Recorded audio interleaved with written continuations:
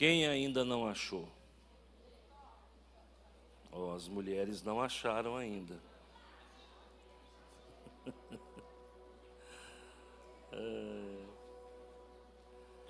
Joel capítulo 2. Tudo bem? Vamos lá. A palavra do Senhor diz assim: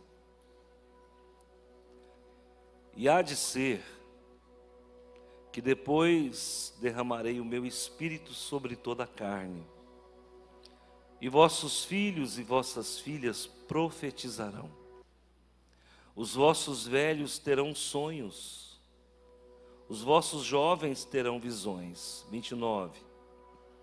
E também sobre os servos e sobre as servas naqueles dias derramarei o meu espírito, e mostrarei prodígios no céu e na terra, sangue, fogo e coluna de fumaça. O céu se converterá em trevas e a lua em sangue, antes que venha o grande e terrível dia do Senhor. E há de ser que todo aquele que invocar o nome do Senhor será salvo, porque no Monte Sião e em Jerusalém haverá livramento, assim como o Senhor tem dito, e nos restantes que o Senhor chamar. Vamos orar, deixa a sua Bíblia aberta.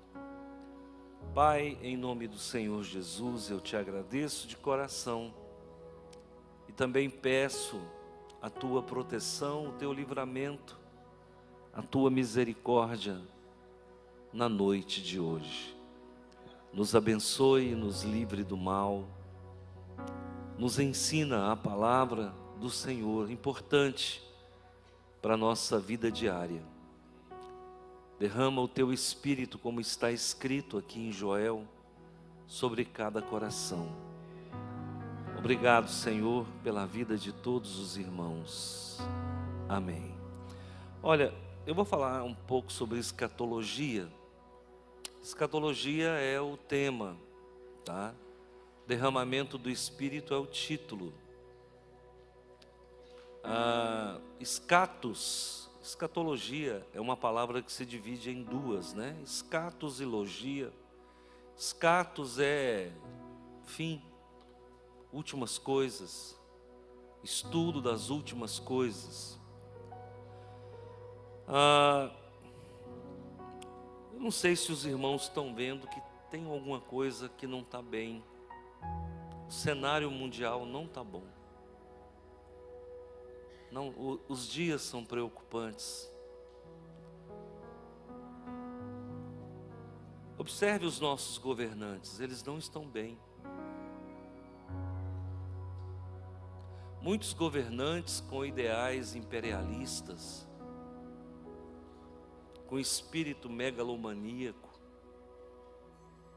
eles não estão se contentando com o território. Eles querem mais. E isso não é bom. E vou dizer mais, o fato de um líder político ser cristão não é sinônimo de paz, não é sinônimo de tranquilidade.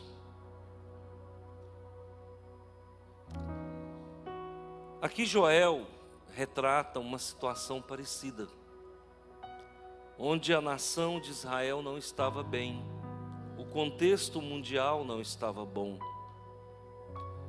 Joel significa o Senhor é Deus. E Joel viveu num tempo em que nós não sabemos exatamente quando foi. Do século 10 ao século 6 a.C., ao século 4, ninguém sabe quando ele viveu. Mas há um pensamento corrente, majoritário, dentro da história dentro da história bíblica, que fala que Joel viveu depois do exílio babilônico. Se foi depois do exílio babilônico, é século 5, século 4 antes de Cristo. A única coisa que nós sabemos é que ele era filho de Petuel. ele não era sacerdote. E o livro de Joel é um livro pequeno, então ele está classificado como um profeta menor. Agora Joel, ele viveu num tempo de angústia. A nação do sul havia sido invadida por gafanhotos. E o prejuízo era enorme. Havia fome naquele tempo. E as pessoas viviam uma religiosidade aparente. Não era uma religiosidade verdadeira. E eu fico olhando para os tempos do profeta e para os nossos tempos, e eu vejo muita similaridade. O que você acha? Você acha que nós estamos vivendo uma religiosidade profunda ou rasa? Verdade, rasa. As pessoas vão à igreja, mas elas vão à igreja de uma forma automática, muitas vezes. Não, claro que nem todos, né? Mas muitos vão à igreja de uma forma mecânica, de uma forma formal. E elas voltam da igreja, e elas vão para a igreja, e elas voltam da igreja. Mas não há uma entrega, uma imersão verdadeira.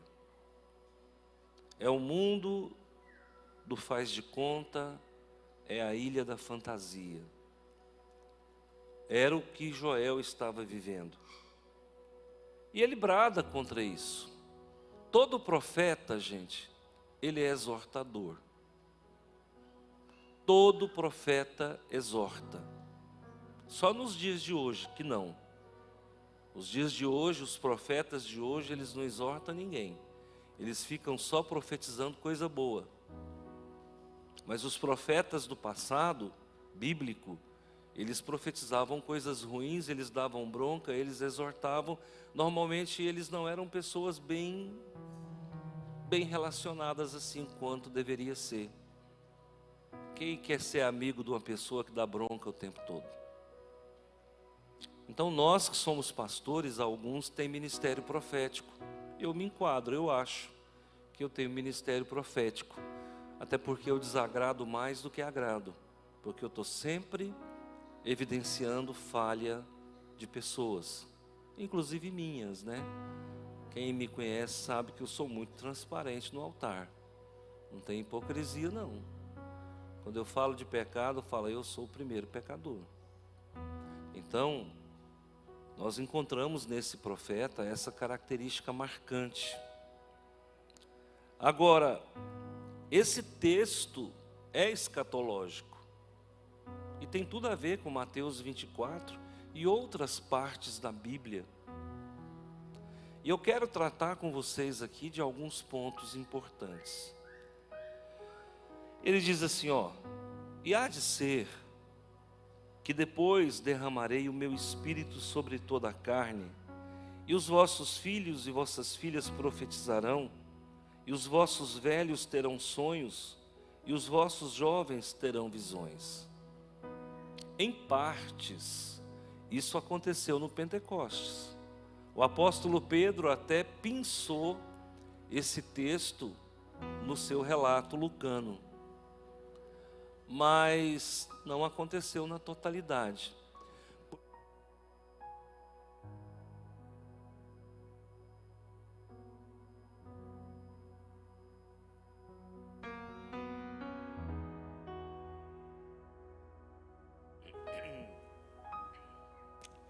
Porque aqui, irmãos, nós vamos perceber uma palavra que muda totalmente o cenário. Olha o que diz aqui, ó.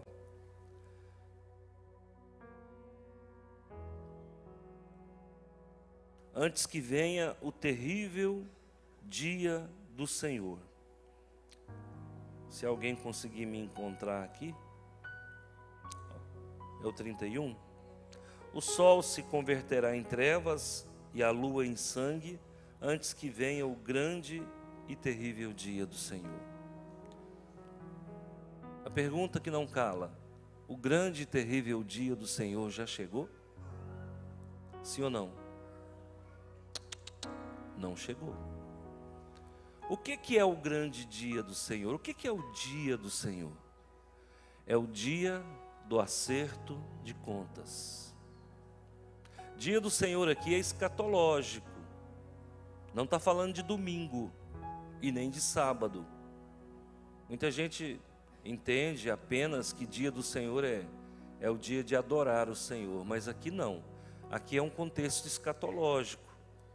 O dia do Senhor é o dia do retorno para a ira, para a justiça. Deus está irado com a impiedade. Agora, há poucos dias houve um incêndio lá na Flórida. É isso? Los Angeles. Vocês viram o que aconteceu com a comunidade de Hollywood? Vocês viram a ironia que aquela apresentadora fez? Los Angeles é uma cidade sem Deus. E na sequência, o que aconteceu? A cidade dos artistas foi devastada. Tem uma matéria, aquele que fez o Titanic, Leonardo DiCaprio, ele perdeu 720 milhões. É um prêmio da Mega Sena da virada. O fogo consumiu 720 milhões dele. E muitos outros perderam tudo. Mas um povo que não dá glória a Deus, um povo que não glorifica a Deus, um povo que zomba de Deus. Vocês sabem que Hollywood é o berço do satanismo, da incredulidade, do ateísmo. E está aí o que está acontecendo. Esses sinais, eles são escatológicos. Você está vendo a mudança climática. Já começa a faltar água doce. Ah, mas 75% da água 75% do planeta é água. Sim, mas a água salgada. Menos de 2% é água potável, é água doce. Então, nós já estamos vendo rios secando em Goiás. Quando eu fui à Bahia, que eu passei ali por Luiz Eduardo Magalhães, depois aquela cidade Barreiras, depois eu entrei em Ceabra, e eu fui subindo ali o Agreste Baiano, eu perdi a conta dos rios que não tinham água mais. Perdi a conta. Tive vontade de parar e fotografar, mas rodovia é um negócio perigoso, né? Eu acabei não parando, mas eu vi dezenas de rios secos. Agora isso está acontecendo em Goiás. E os cientistas anunciaram agora que a água está diminuindo no planeta. O que está acontecendo? Se vocês não sabem, a mesma coisa aconteceu em Marte. Marte era um planeta que tinha água. A água do planeta desapareceu. E a interrogação que os cientistas fazem é: para onde foi a água de Marte? Será que lá também houve um juízo de Deus? Equivalente ao que possa acontecer aqui no nosso mundo? Pergunta apenas para a gente refletir. Então, o terrível dia do Senhor é o dia do julgamento. É o dia que Deus vai trazer justiça, ira sobre a terra. E aqui o profeta dá características bem detalhadas. Olha o que ele diz aqui, ó. O sol, mostrarei prodígios no céu e na terra, sangue, fogo e colunas de fumaça. A impressão que dá é que essas colunas de fumaça é fruto de guerra, é fruto de erupções vulcânicas sincronizadas. Esse fogo, vocês estão vendo, o planeta está pegando fogo. O planeta está pegando fogo. Austrália, Estados Unidos, Brasil e por aí vai, Portugal. O mundo está pegando fogo. E sangue. O que é sangue, gente? Sangue é guerra. Deus está permitindo as guerras. E isso é um sinal escatológico que antecede o grande e o terrível dia do Senhor. O sol se converterá em trevas. Muitas pessoas podem pensar assim: mas o que é isso? É simples. É o que a gente chama de inverno nuclear.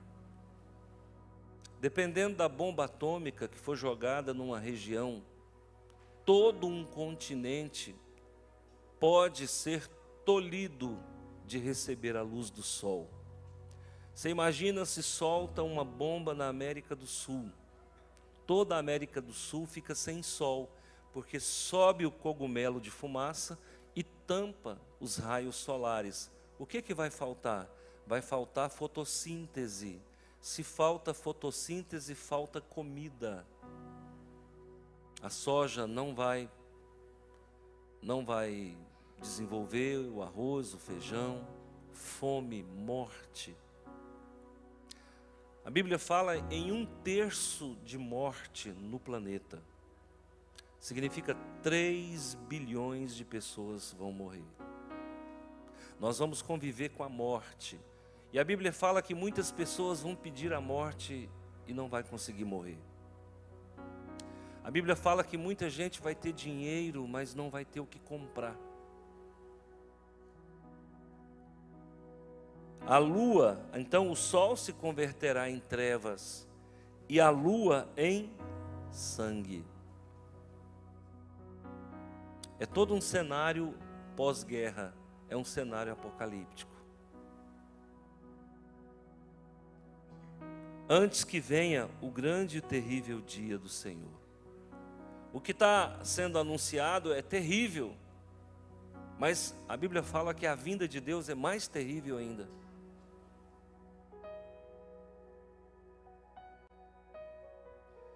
Agora, olha o que a Bíblia fala aqui. Aqui começa algo que você vai gostar, quer ver? E há de ser que todo aquele que invocar o nome do Senhor será... Qual religião? Qual igreja? Qual movimento cristão?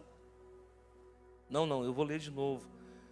Quando tudo isso estiver acontecendo, todo aquele que invocar o nome do Senhor será salvo. A angústia vai ser tão grande, mas tão grande, que a religião será insignificante.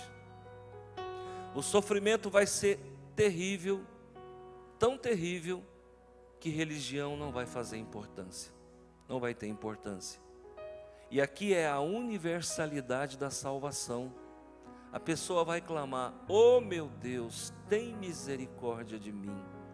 E a pessoa será salva independente de religião. O sofrimento vai ser tão grande que pessoas vão estar morrendo ao nosso lado. E você vai ficar numa angústia tremenda.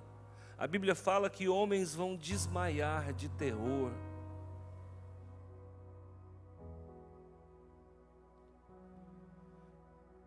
E aí ele diz assim: porque no Monte Sião e em Jerusalém verá livramento. Vocês sabem que Jerusalém é a capital do mundo. A capital religiosa mais importante não é Medina e não é Meca. A capital religiosa mais importante do mundo é Jerusalém, a terra do grande rei, Jesus nosso Senhor. Jerusalém não será destruída. Ela vai ficar como farol para o mundo nos últimos dias. E a palavra de Deus diz que todo olho verá, como um relâmpago que sai do Oriente e se mostra No ocidente há de ser, assim há de ser a vinda do Filho do Homem, como um piscar de olhos. Todo olho verá. E Jesus passará com suas miríades pelos 4 cantos da terra, para que todo olho veja a sua chegada. E ele vai pousar em Jerusalém. Então, quando ele diz ali haverá livramento, é porque o Redentor vai descer em Jerusalém. Assim como o Senhor tem dito, e nos restantes que o Senhor chamar. Então a salvação não é só para judeu, é para todo aquele que ele chamar. E ele chama judeu e não judeu. E aqui está dizendo que o sofrimento é para gentio e para judeu, embora Deus venha tratar com aqueles que têm agido de forma que desagrada ao Senhor. Você está vendo aí, Los Angeles em chamas. Tem um ditado que diz, o que se faz em como é que é? Los Angeles é a terra do cassino, aquela lá é Las Vegas. Então desculpa, não tem nada a ver, ué. Nada a ver. Aí você fala do diabo, você lembra do cão, né? Muito bem. Então, agora eu quero que você preste atenção aqui o seguinte. E há de ser que depois desses dias derramarei o meu espírito. A gente está esperando uma grande apostasia, e já está começando. As pessoas não querem Deus, não querem igreja. As pessoas não querem nada que lhe cobre alguma coisa. As pessoas querem uma liberdade. Uma liberdade não pode ser dada para quem não sabe lidar com ela. E o pecador não sabe lidar com a liberdade. Mas a gente tem visto uma grande apostasia, e Timóteo fala sobre isso, que no final dos tempos muitos se apostatariam da fé. Mas aí vem Joel e fala: eis que derramarei o meu espírito sobre toda a carne. Afinal de contas, haverá uma apostasia ou haverá um avivamento? E essa é a discussão de muitas correntes escatológicas. Uns defendendo que haverá um avivamento no final dos tempos, e outros defendendo que haverá apostasia. Pois então eu vou dizer para vocês, tanto haverá apostasia, como haverá avivamento. Deus vai visitar comunidades, Deus vai visitar povos de forma poderosa, antes do grande e temível dia do Senhor. Por outro lado, muitos vão viver uma vida apóstata, que é o que vocês viram lá em Los Angeles. Pessoas que perderam 700 milhões de dólares, e vou dizer uma coisa para vocês, elas não se tornaram nem um pouquinho mais arrependidas e nem voltadas para Deus. A ira contra Deus aumenta ainda mais, porque o rebelde é assim. Quando você corrige ele, ele fica mais rebelde ainda. Agora a pergunta que eu faço para vocês: nós podemos ser essa comunidade que vai receber a presença de Deus? Aí alguém pode pensar: mas Deus vai derramar o Espírito dele sem que eu busque? Não. Nós temos que buscar a presença do Senhor. E buscar a presença do Senhor como? Próximo da palavra, próximo da irmandade. As pessoas, se bem soubessem, elas corriam para uma igreja. Agora também tem que ver que igreja, porque nós temos visto muita coisa aí que não se parece com a igreja. Nós temos visto muitas pessoas vestidas em pele de cordeiro. Na verdade são grandes lobos vorazes, que sobem nos altares, não para falar da palavra de Deus, mas para angariar benefícios para si próprio. Benefícios muitas vezes políticos, benefícios muitas vezes monetários. Igrejas onde o nome de Jesus não é falado, E eu alerto vocês que porventura está de passagem por aqui. Se você estiver numa igreja onde o nome de Jesus não é falado em todos os cultos, fuja dela. Se você estiver numa igreja onde a vida do líder no altar é uma e a vida do líder fora do altar é outra, fuja dessa igreja. Se você estiver numa igreja onde o viés é puramente financeiro, político, fuja dessa igreja. Então, eu aguardo esse avivamento para nós. E eu tenho conclamado a igreja, chamado a igreja para a oração. Hoje nós estamos mais em família. Nós temos uma oração na segunda-feira no monte, às 10,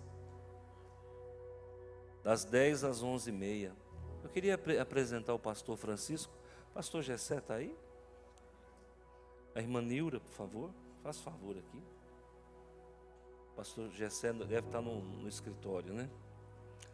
Então, esses dois irmãos e o pastor Gessé são os responsáveis pela oração no monte na segunda-feira. Pastor, quem pode ir na oração de segunda-feira? Todo aquele que é membro da igreja. E aí eu vou usar a palavra bem clara aqui.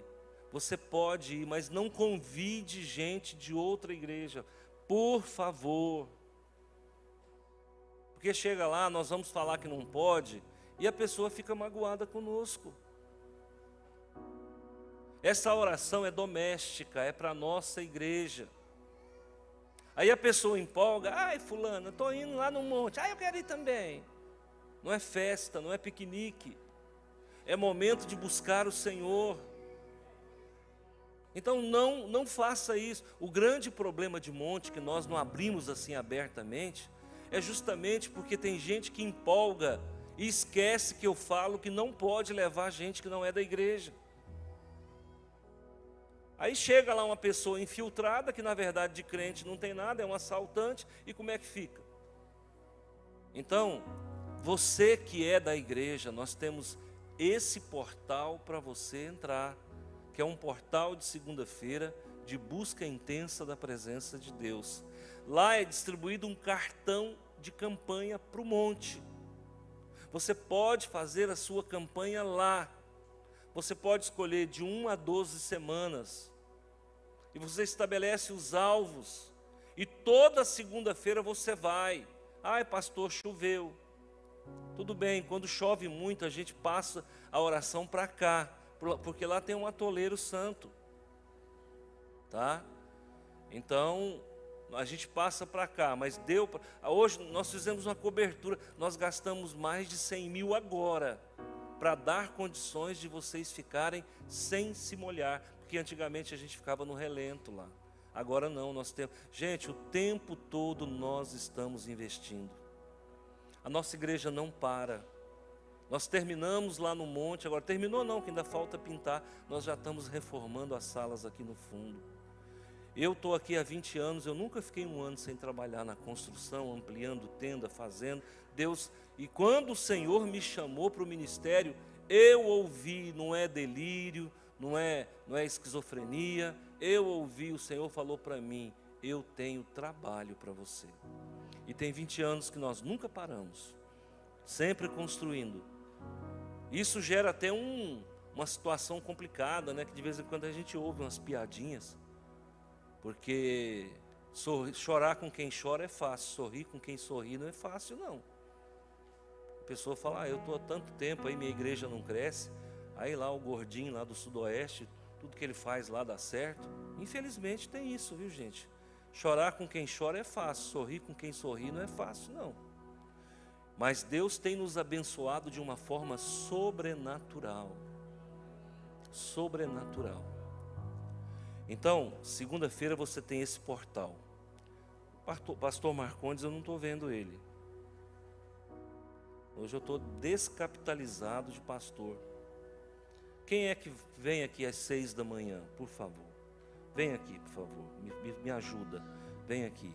Pessoal das 6 da manhã. Isso, pode vir, pastor Zé Wilson. Ô varão. Obrigado, viu? Nunca falte nada na sua vida.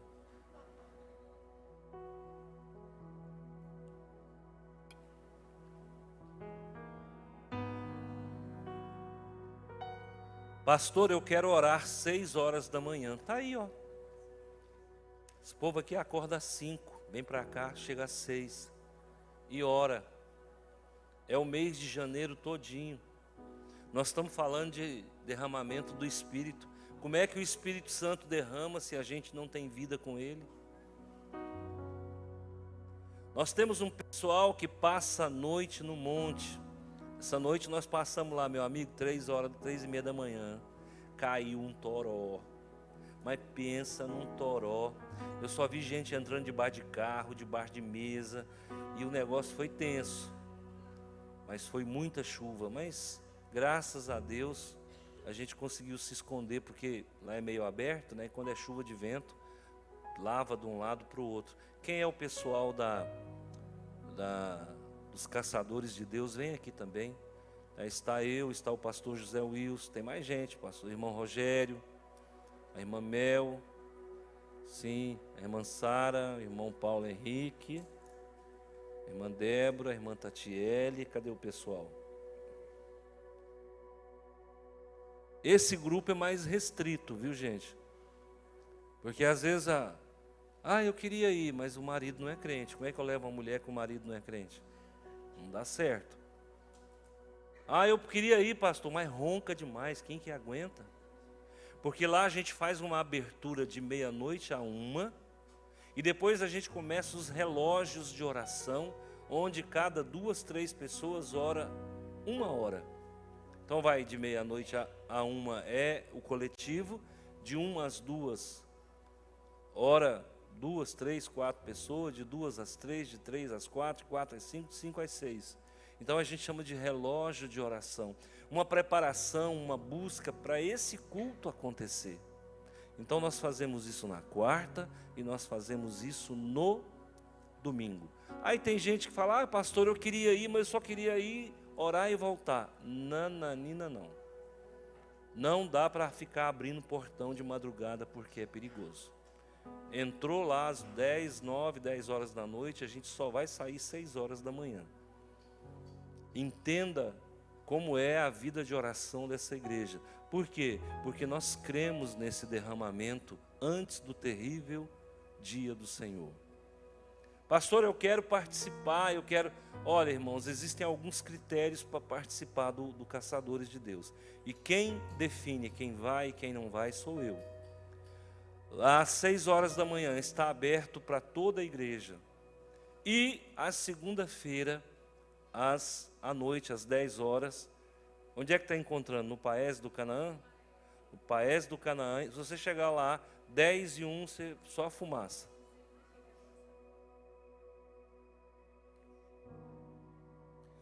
Tem gente que vai direto, tem gente que é apressado, né? É ansioso. Por que andais tão ansioso? É para esperar no Canaã, para sair todo mundo junto. Mas é 10 horas em ponto, está saindo. Tá? Antigamente era 11, mas aí chega tarde em casa. Mas alguns esposos, que mesmo sendo crente, às vezes fica chateado. Então a gente está fazendo às 10. Gente, busca a Deus. É uma igreja que não falta oportunidade de oração. E a gente fica em casa fazendo o quê? Se você for uma vez por semana, que seja na segunda-feira, e fizer a sua campanha em prol da sua necessidade, o Senhor ouve e responde. Certeza que Ele ouve e responde. Eu quero uma vida diferente, mas você não faz nada diferente. Eu quero que Deus me abençoe, mas e aí, qual é a contrapartida? Nós servimos um Deus, irmão, que é fiel com quem é fiel. O nosso Deus é o Deus da reação. Ele sempre vai reagir a uma provocação sua. Tá bom? E nós temos os relógios de oração na quinta e no domingo, que está sob a responsabilidade da irmã Nilra. E nós estamos com dificuldade, porque na quinta quase não aparece ninguém, no domingo quase não aparece ninguém. Por que que as pessoas querem tanto Deus e não querem falar com Deus? Então nós temos um relógio de oração aqui na igreja, na quinta, das 2 às 19 e no domingo das 16 às 19. Eu estou abrindo para a igreja. Nós precisamos revitalizar essa oração de quinta e domingo à tarde aqui. Lá nos Caçadores de Deus começou muita gente, mas o povo vai raliando. Por isso que a Bíblia fala: buscar-me-eis e me achareis quando me buscardes de todo o coração.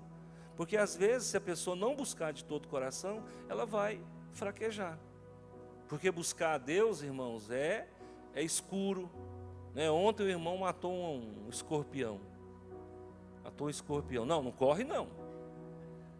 O irmão matou um escorpião, mas é o pretinho, aquele não mata ninguém não. O perigoso é o marrom, né?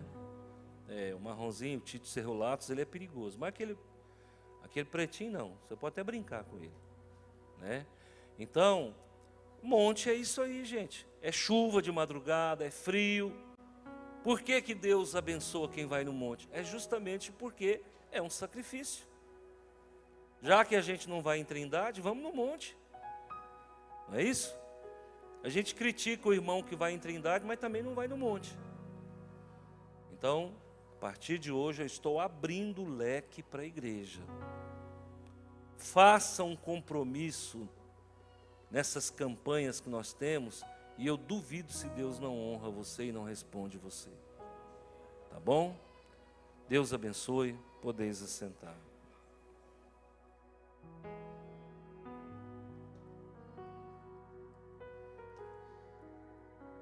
Eu sou de um tempo em que o Espírito Santo batizava criança. Hoje a coisa mais rara do mundo é uma criança ser batizada com o Espírito Santo. Eu sou de um tempo que as pessoas buscavam o enchimento do Espírito, o batismo com o Espírito Santo. Hoje as pessoas não querem. Por quê, irmãos? Quem já sentiu a presença do Espírito Santo sabe o quanto é gostoso e delicioso. Não tem nada que se iguala à presença de Deus. Quantos de nós, sentindo a presença de Deus, não chorou copiosamente?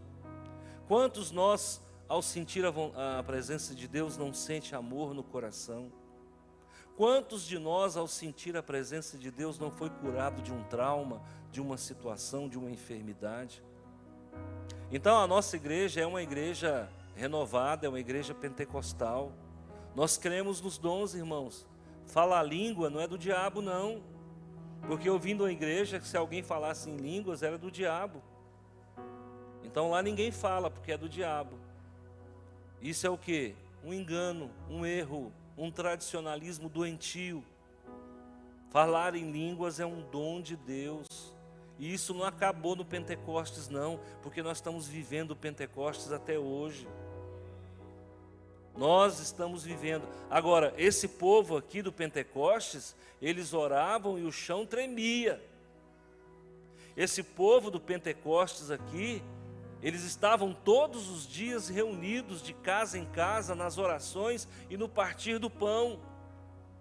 Agora, o que nós encontramos? Uma igreja que não ora. Ah, pastor, quando eu estou cozinhando eu oro. Ó, irmão, por favor. Eu não estou falando de ocupar a mente, não. A oração tem que ter. Você tem que parar, você tem que confessar os seus pecados, você tem que buscar a presença de Deus, adorar, louvar, você tem que agradecer, você tem que interceder, você tem que se consagrar. A oração é muito mais do que ficar cozinhando e falando com Deus. A oração, ela tem fases e níveis. E você tem que investir tempo nisso. Não adianta você orar 2 horas num dia e passar 10 dias sem orar de novo. A oração é o maná, é todo dia, é todo dia, é todo dia. E a oração que você fez ontem, ela serviu para ontem. Hoje você tem que fazer uma oração de novo. Jesus então leva os discípulos para o Getsêmani, na noite que antecedeu a sua crucificação. E ele deixou alguns mais para trás e chamou Pedro, Tiago e João mais para frente, mostrando que há níveis de fé.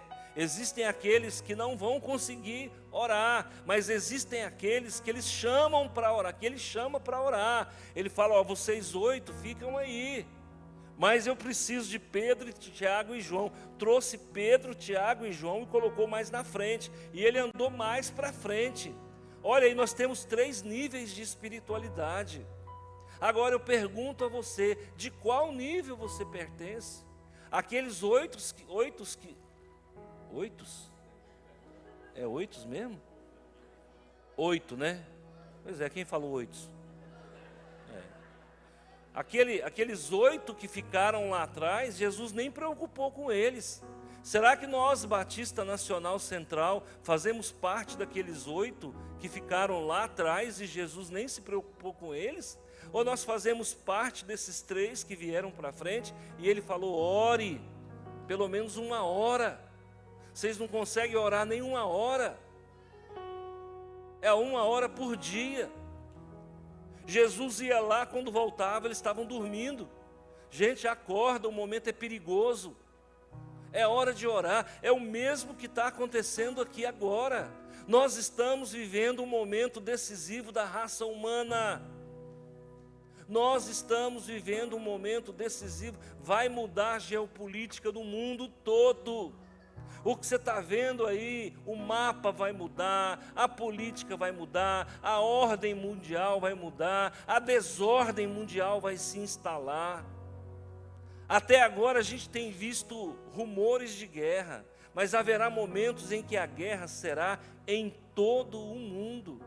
E a guerra da Terceira Guerra Mundial não tem nada a ver com a Segunda Guerra Mundial, que era a guerra de Garrucha. Agora, meu irmão, aperta um dedo e destrói um continente. Mudou tudo. Então nós temos que nos apegar em oração para que esse derramamento do Espírito venha sobre nós, antes que chegue o grande e terrível dia do Senhor. A igreja parece que está anestesiada, a igreja parece que está sonolenta, está vendo o perigo se aproximar e não consegue reagir. Os dias não são bons, é fechamento de ciclo. Se não piorar, não melhora. Se não piorar, o Espírito Santo não derrama a sua presença. Se não piorar, Jesus não volta. Igreja, nós não somos uma igreja tradicional, que não pode bater palma, que não pode dar glória a Deus. Nós somos uma igreja renovada. Se você falar em língua aqui, ninguém vai te demonizar, não. Se você der um glória a Deus, ninguém vai bater no seu ombro e falar menos, não. Aqui não tem contraindicação contra a oração. Você pode orar. De cada 100 pastores, 10 apoiam ida ao monte. Eu apoio ida ao monte. Há um tempo atrás, um pastor nos criticando, porque a gente recebe crítica, viu, gente? O pastor falou assim, porque tem gente que fica indo no monte, aí Jesus mandou entrar no quarto e orar. Não precisa ir no monte. Eu falei, é engraçado, né? Jesus mandou entrar no quarto e orar, mas ele mesmo ia para o monte. Então você vai ver que são níveis. Existem aqueles que vão entrar no quarto e orar, existem aqueles que vão entrar no quarto e pecar, e existem aqueles que vão para o monte. Nós somos os montanos, nós somos o povo do monte. Vocês têm um pastor de monte. Eu tenho 22 anos que eu frequento o monte. Todas as minhas vitórias eu recebi lá. Ah, sim, a moça lá do IPARV falou para mim, você vai aposentar em 2031. Eu falei, não vou de jeito nenhum, você está enganada.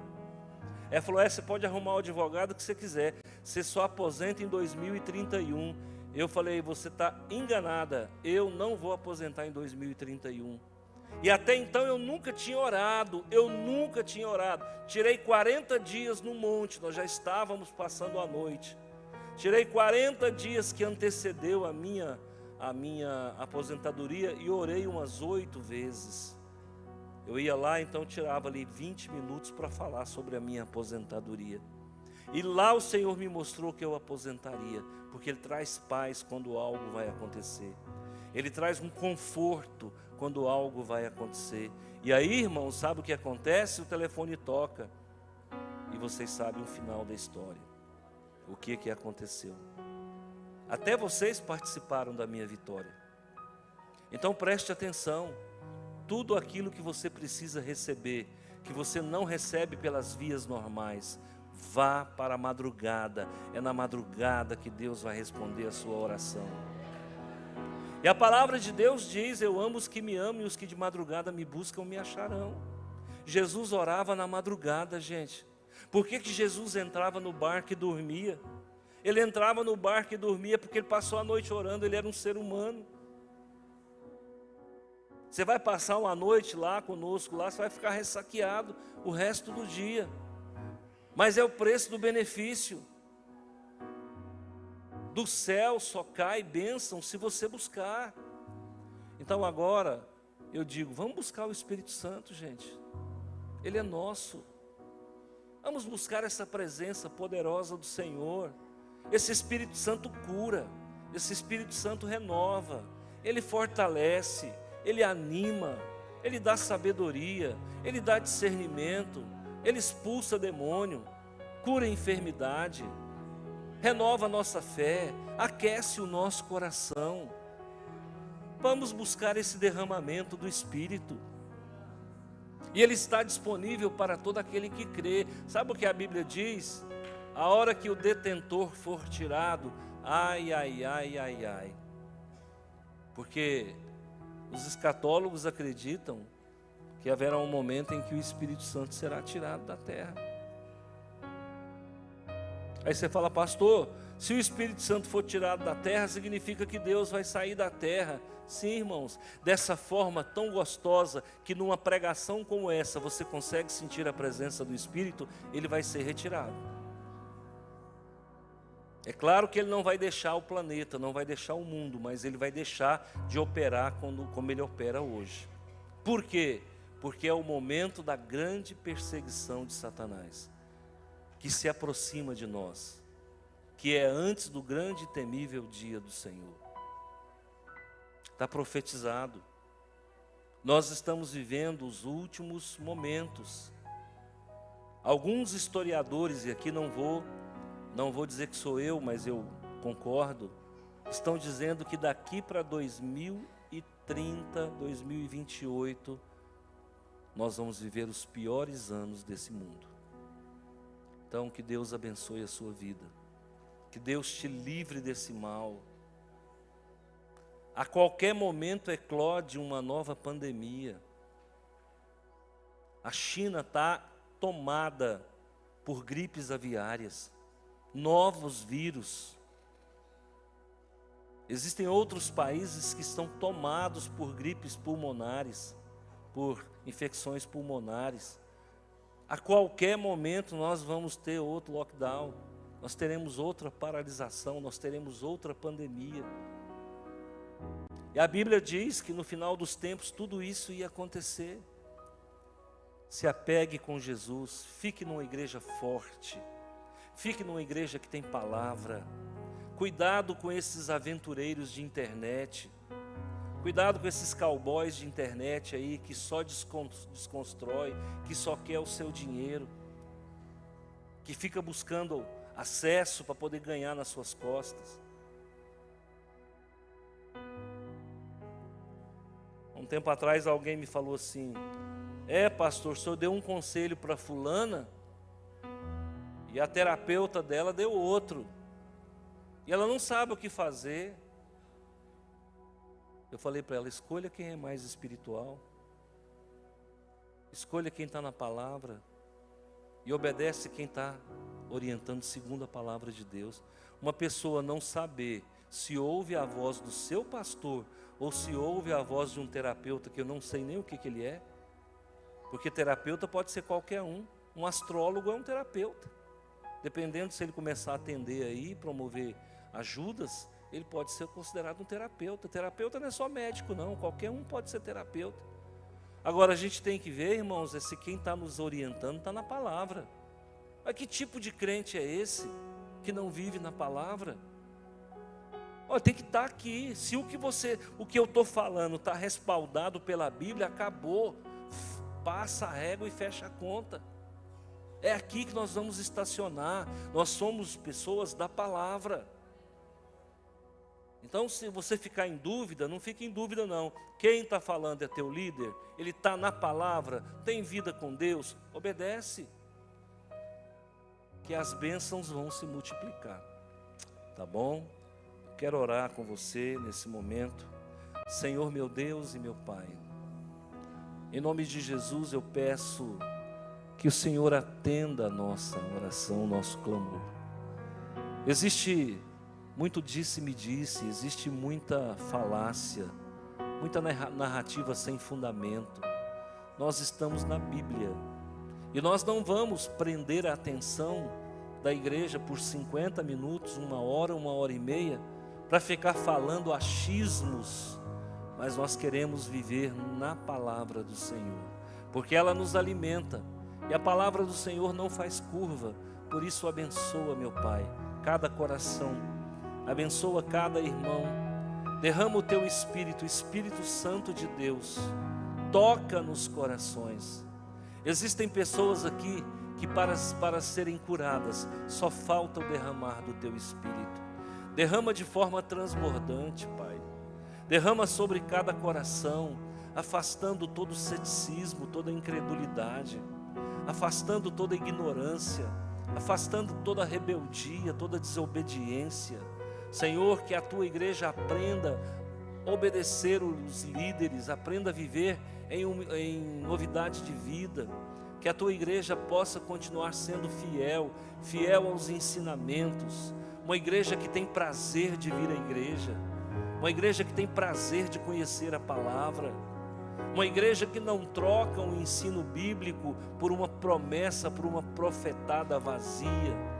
Guarda, Senhor, o teu povo, levanta sobre nós a luz do teu rosto, afasta, Senhor, todo engano, todo mal, todo sofisma, protege a tua igreja, Senhor, não permita enfermidade, nem prejuízo material, não permita acidente, não permita morte, não permita, Senhor, nenhum ataque do inimigo. Cai por terra obra de macumbaria, de feitiçaria, cai por terra encantamento, cai por terra levante do inimigo, cai por terra, Senhor, toda mandinga e todo patuá, vai quebrando com a tua mão santa.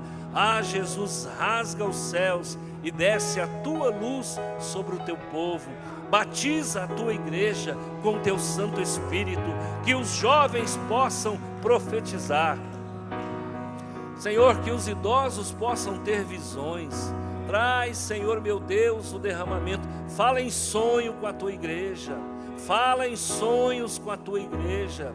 Pai, com a tua mão santa, com a tua misericórdia, nós confiamos no Senhor. Cura a enfermidade. Cura a enfermidade, Senhor, com a tua mão de poder, em nome do Senhor Jesus. Oh Pai, o Senhor me mostra aqui, irmãos, um caroço debaixo da costela.